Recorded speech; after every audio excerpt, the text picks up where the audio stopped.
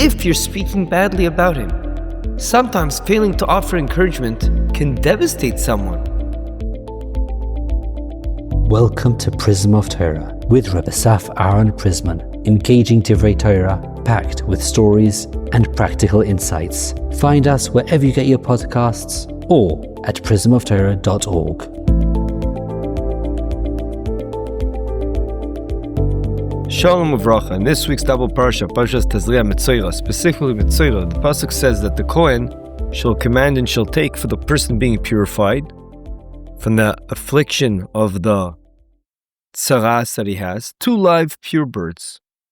Now it's very interesting because usually we know that the person gets this ailment as a result of speaking badly about another person, such as lashon hara or Motzei Shabbos.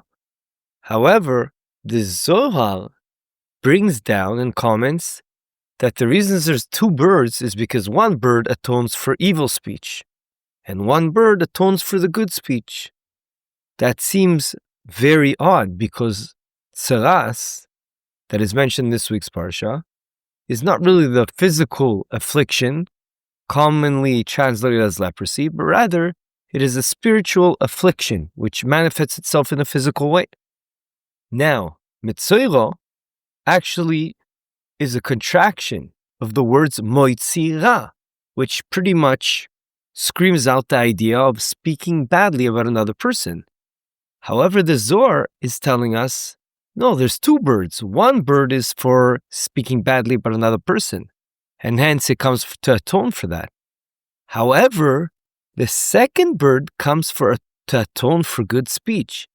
And the question begs itself, what do you mean? What kind of good speech are you coming to atone for? The Shemen HaTov has a fascinating explanation. The Shemen HaTov explains the Zohar to mean, what does it mean, good speech? It means that there's 2 different types of sins over here. And soon we'll explain they come from the same root cause. Sin number 1, as we can understand very easily, is speaking badly about another Jew. However, there's another sin, which is by withholding positive words. You can positively impact a Jew in a certain situation. And by refraining from saying those positive words that can affect this other Jew, not only are you not giving him positive reinforcement, but it's actually interpreted as a negative thing, as if you're speaking badly about him.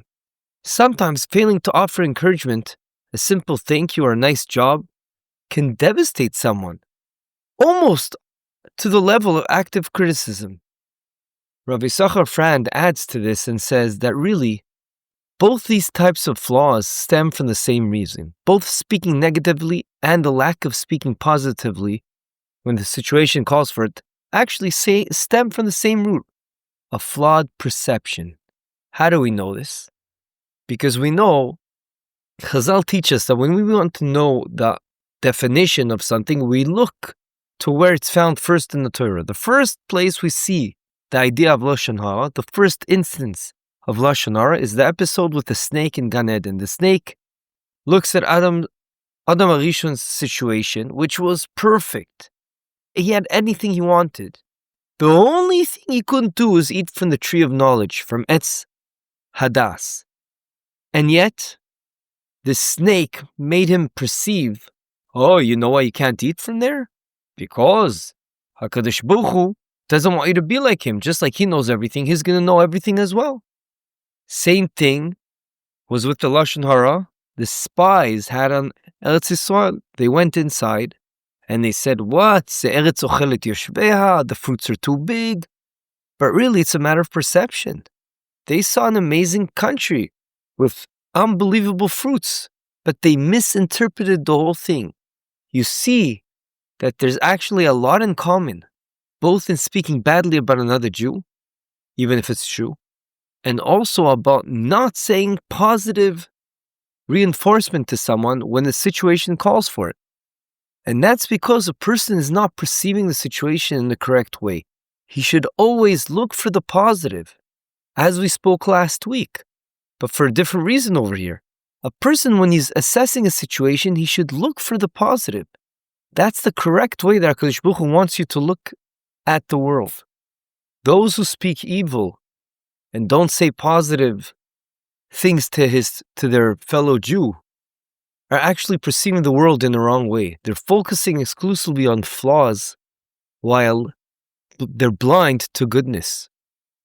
The Chidushei Harim has a moradika profound insight that actually hints to this idea.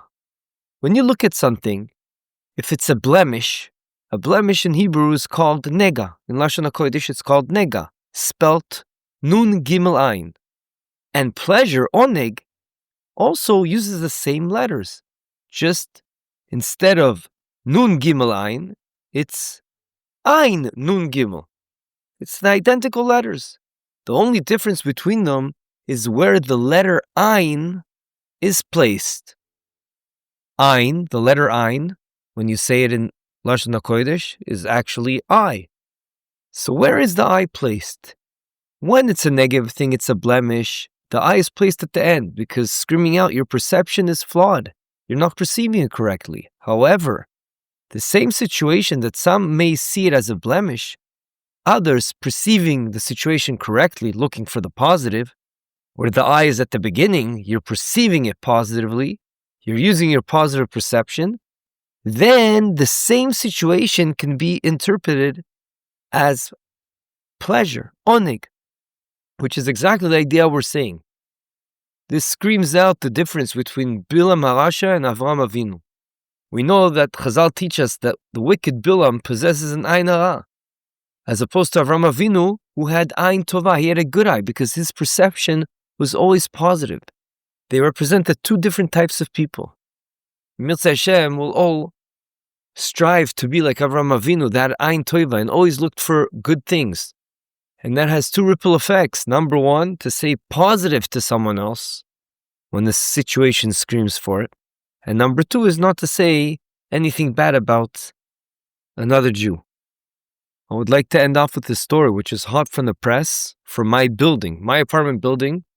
And the following story goes like this.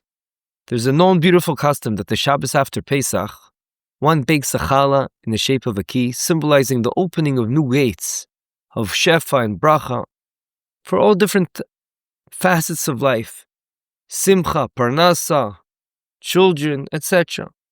My wife is always very inspired by this tradition and hence decided to bake not only for ourselves such a challah, but also for one of the neighbors in our building. A simple gesture, or so we thought. Right after Shabbos ended, Motzei Shabbos, something extraordinary happened. The mother of that household, who never comes down to our apartment, she always sends one of her children. Suddenly she appeared at the door, breathless. She spoke with my wife for 5 solid minutes. Later, we asked, what happened? What warranted such an unusual visit? My wife's eyes glistened as she revealed the story. Our neighbor confessed that upon opening her door and discovering that the key challah that was sent her by one of her kids, something broke open within her. For months, she'd been riding an emotional roller coaster, agonizing over whether to move to a different apartment or to stay in their current apartment. But when she felt the warmth of that freshly baked key challah in her hands, she knew it was a sign to stay. She continued to say to my wife, no one can imagine what kind of warmth that challah brought to me.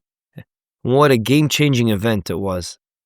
It happens to be, we weren't aware of it, but this family had weathered troubling storms in recent months. That simple bread, shaped by caring hands, offered more support than words could express. This story, hot from the oven, if you'll pardon the pun, shows what a small gift of a kind word or of a kind gesture can truly accomplish. Even when we doubt our impact, I am telling you, it's a risk worth taking, a profound investment in someone's internal world. Let's also not forget that this is a well worth risk to take, because the dividend is great, not only in this world, but there are a lot of dividends that will await you in Olam Haba. Have a good Shabbos. This concludes another episode of the Prism of Torah. Thank you for tuning in today. We hope you enjoyed it and learned something valuable. If you did, please subscribe to the podcast and give a 5-star rating. You can also find this podcast wherever you get your podcasts or our own website, prismoftorah.com, where we have a full archive of all our past episodes. We would like to thank Yona Vefa for the recording equipment and Ellie Podcast Productions for handling all our post-podcast productions. Join us next week for another enlightening conversation on the Prism of Torah.